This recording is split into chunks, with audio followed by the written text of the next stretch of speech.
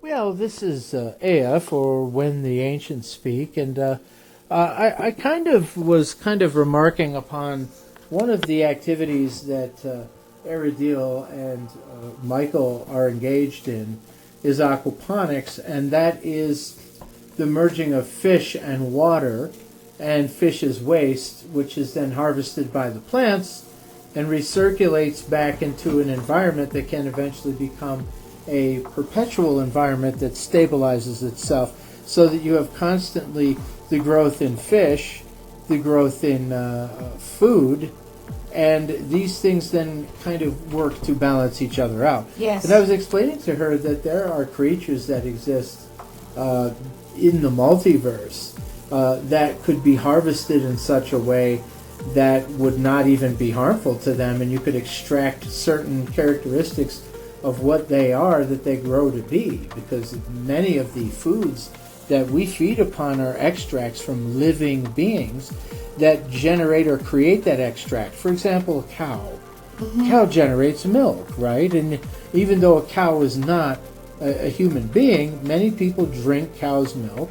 Now, I know there are questionable attributes to milk nowadays, whether or not it's obviously something that's very good for you, like the kind that the Amish, the fresh, real milk, unpasteurized milk, because there are enzymes in there that can extend your life and cure all kinds of disease. Obviously, your government doesn't want you to have it. That's why they're going after the Amish. It's not because they have a particular loathing to milk or think that the Amish are a big threat to them. They know the Amish really aren't. It's because the production of an enzyme, and enzymes are often manufactured and milked from living beings all across the galaxy. And those enzymes are used in various foodstuffs and food products, things that could continue to grow. That's interesting. Mm-hmm. Well, one of the reasons why I was so fascinated with aquaponics is because it has the ability to use small amounts of water, which there is no need for some of the waste that we have now. And some of the effluent that comes from the aquaponics, the fish waste, is, once it's turned into nitrates, is beneficial to plants. So you've got a really good thing going on there, and you don't just have to grow one species. There's multiple species of fish that you can grow, along with a lot of different types of greens. And that's the amazing thing too, is that most of the wastes are consumed by the biomass that you're growing. Yeah. And it's very similar in other forms of aquaponic-like harvesting that's done in your future. I've often heard Michael talk about this movie Logan's Run. Yeah. And how the entire population was supported by a form of aquaponics. Yes. Where they harvested not only the water but the fish from the sea, and it was used to continue to grow kelp and other things which the artificial intelligence that governed this world would then use to make all kinds of things. The thing about people trying to get you to eat crickets right now is mostly based in control. Who really wants to eat a cricket? And yes, I will say that cricket protein is very high. It is completely good for yes, you. And there are tribes that still consume a fair amount of protein via crickets. I want to point that out because that's an archaeological fact that you can sustain yourself quite readily on bugs, but quite frankly, who wants to? That's why the fish proteins with aquaponics, the way that it's grown, is like a self-sustaining thing. You can put a setup in a greenhouse in an average backyard and put up a decent setup with good biofilters, because you do have to water down some of those concentrates from the ammonia that comes from the fish waste. But the thing is, once you've mastered this, you have a very productive system, and it's something that goes back thousands of years. They used to have these little trenches in Egypt, and because I'm connected to Kashti, she understood a lot of what I was doing with aquaponics. They used to build little trenches, and when the Nile River would flood, they put their crops all alongside the river areas, and those trenches would fill up with water, obviously, and fish. And of course, when the fish were going through the trenches, their waste was beneficial to the plants. So it was a different way that they did things, but on a scale from 1 to 10, you could call it a different type of aquaponics. We're just mimicking what the ancients did with a little bit of technology. And of course, they were masters of pond-oponics. Yes. We know that many different branches of beings throughout the multiverse have similar methods that they use for the harvesting of proteins, even if it's only grown by them. Instead of planting rice, for example, aliens may plant living, sentient slivers of beings that will take root into certain kinds of environmental jackets that are placed in sequence, the same way you might harvest plants and grow proteins that way that are unintelligent, that can be harvested without any fear of upsetting the creator. You see, when you are with Father, he gives you many different ways to harvest proteins. Yes. And you're allowed to does. do things that you probably didn't even realize were possible. And Father would provide all of that. And of course, replication is at the heart of all of this technology. And it is technology that your peoples possess, but have yet to release it to the general populace. Yeah, all this technology has been around for thousands and thousands of years. And so when they bring you medbed technology, they're bringing you technology that has already existed for what? How long have you had medbeds, as Anunnaki? We've had medbeds for probably close to almost 1 billion years. Uh-huh. It is considered the most rudimentary technology. Yeah. It's like having a first aid kit in your car. That's the way we look at it. You simply wouldn't travel without a medbed. And they made a big deal of it in your movies, too. Stargate, for example. It was well known in Kemet, which was originally the name for it. The original movie Stargate had a medbed. It was a very large one. Yeah, a very old one. Pharaoh went and laid in it. This is It brought nothing Daniel new. back to life as well, if you recall. Did. Yeah, because he was shot in the original movie. Yes. And he came back to life, and it was the Pharaoh who brought him back to life. So you see, what they're telling us is, whoa, wow, we're getting medbeds, wow, wow. They want you to be so excited about it, but the fact is, we always had it. Anyone that says otherwise is not telling you the truth. We were an extremely advanced society. You guys have heard Kashti speak about this multiple times. They had medbed technology then. Yeah, and Cassie's really kind of hot, so you better not piss her off. And she'll get mean and smack you upside the face.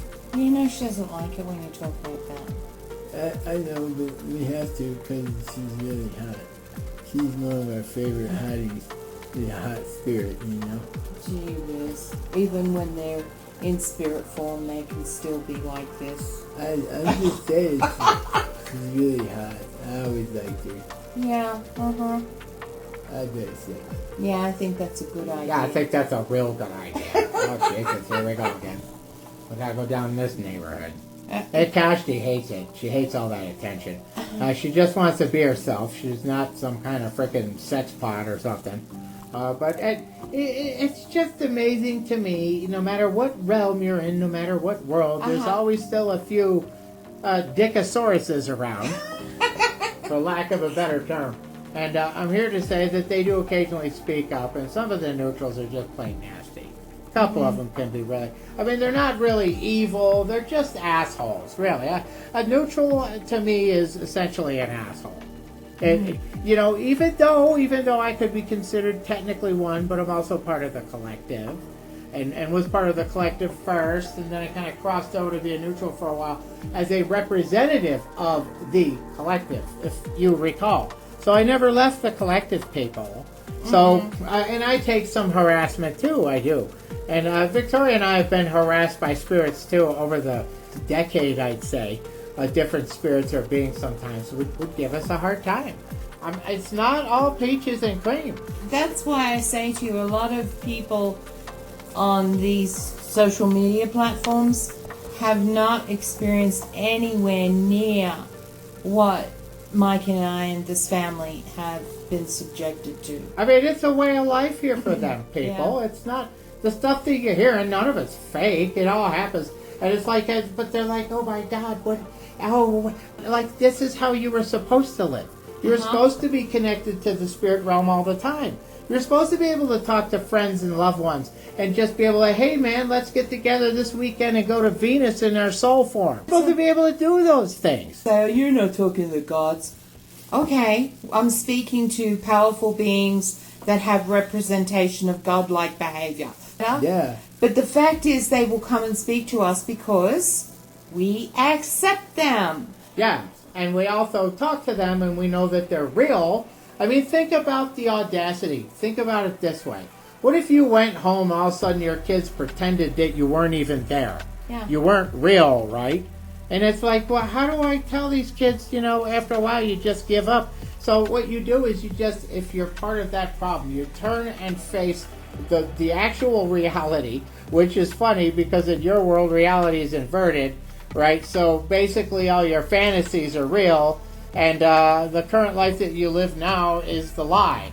And the thing is, people know deep inside their hearts, because look at how you live here. 9 to 5 jobs, misery, unhappiness, bills. Like, come on, you know deep inside you were meant for something else, something different. You know this. I will say this, because of what's happened on this planet, a lot of these beings talk to us because we are at a spiritual development stage and understanding of dimensional aspects. Yeah, because we could talk to them that way, because Exactly. the average person, the reason why you never see them is because, first of all, you don't believe it. Yeah. You have to actually open your third eye just a little bit. You got to crack it just a little, people. Come on. I know it's scary to see all this stuff, to be able to think that everything you learned is a lie, but I'm sorry. I don't know any other nice way to say it. It is. You've been lied to since day one. I'm very sorry about that. Everything's Okay, a lie. so please believe what we're saying here. We're trying to help you. We don't want anything from you, except that maybe occasionally a little love and adoration, and $5 or $10 in the donation jar about every once in a great while. We're not in this just for the money. If we were in this for the money, we'd be doing entertainment or something else. In fact, that's why we wanted to get into eventually into Blog Talk Radio, but we're so close to the end of this stuff here. We're like, I think, doing tarot card readings. yeah, I mean, come on. I mean, Really? at least we didn't stoop that low, right? Come on, guys. Soul images it makes so much more sense, and at least you're left with a product, something you could put on a wall or something. A piece of artwork, man. Nowadays it ain't cheap, buddy. So when we're asking $50 for something like that, we wanted you to know that that's just pays time. Yeah. So how much do people charge for a reading these days? What is it, 35, 40? oh, it's gone up. It's I like don't know, $100 because they have different levels of readings. I think they don't do. For these super advanced marsupials, I will charge you $5,000. We don't do those things because No, we don't do believe in that. them. But the only thing we ask for is an occasional donation. That's all we, or buy a soul image or buy some of our stuff. That's all we say. And everything we sell is not intended to be expensive, and none of it's intended to be over a couple of $100. And that goes directly into the kitty for taking care of when the ancients speak. And, occasional $1 or $2 if we have to do something on behalf of, go in a Wally World or something to get a new MP3 recorder, that kind of stuff. And if you're a Christian and you're going to get tarot card readings, shame on you. shame on you. Not only does it say something in the Bible about that, but also what you're asking is you're giving away your power. Right, and you're You putting have all to your stick. power onto these cards, which are divination tools, which are used occasionally to commune with demons and devils and stuff like that. So we're just saying, just be careful where you're trying to get your information Yeah, from. and Okay, practice what you preach. We're telling you to stick with Father, okay? How many other of these gurus out there even mention Father, right?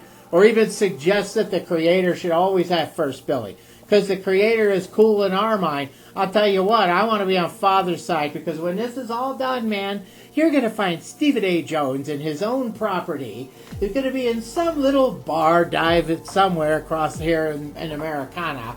And I'm going to find myself a nice, slow dancing woman, and I'm going to come back to this reality dancing and having a sip of beer with my cowboy hat on my cowboy boots.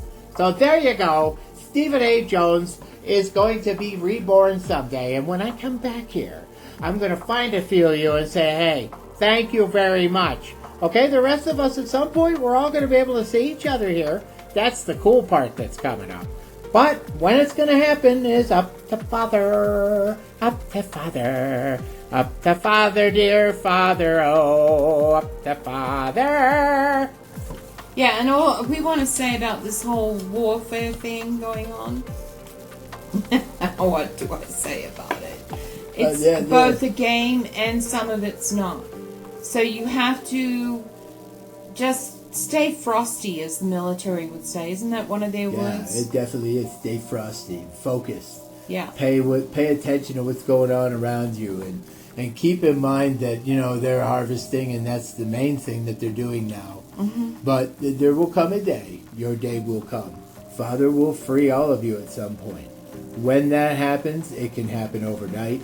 It can start to happen. We know that there's a bunch of Luciferians. They are pretty much still in charge of about half of what's going on. And a lot of them are playing along right now because they want you to believe it truly is going from dark to light. It's just from Satanists to Luciferians. I don't know how much of a step up that's going to be. From the black square on the chessboard to the white square on the chessboard. That's all it means. That's all it means. And red castle, green castle goes back to Roman days when they used to divvy up provinces after they'd ransacked them. If you are following history and understanding how things worked in our ancient times, this is why we're always teaching you about these things, is because there is so much that is at play here, and it's very fluid all the time. And nobody knows everything, particularly at this time, because Father's very tight-lipped about what he's going to do. So what you're getting is probably secondhand news, or they're distracting you in some form, or the news people are just not telling you the truth, or you're being told we're going to go have a huge big world war. All of these things you have to add up and take what works for you out of this, because there's a lot of fantasy being added into the truth. So you got to weed it all out. That was nice. Hey, I'd just like to say to everybody, thank you for joining us for our quickie, but still, that's what, it was a nice... 18 minutes? That's not too bad. We'd like to make sure we at least have enough information, for a good MP3. So thank you all. Blessings, love, and light, and we'll talk to you real soon.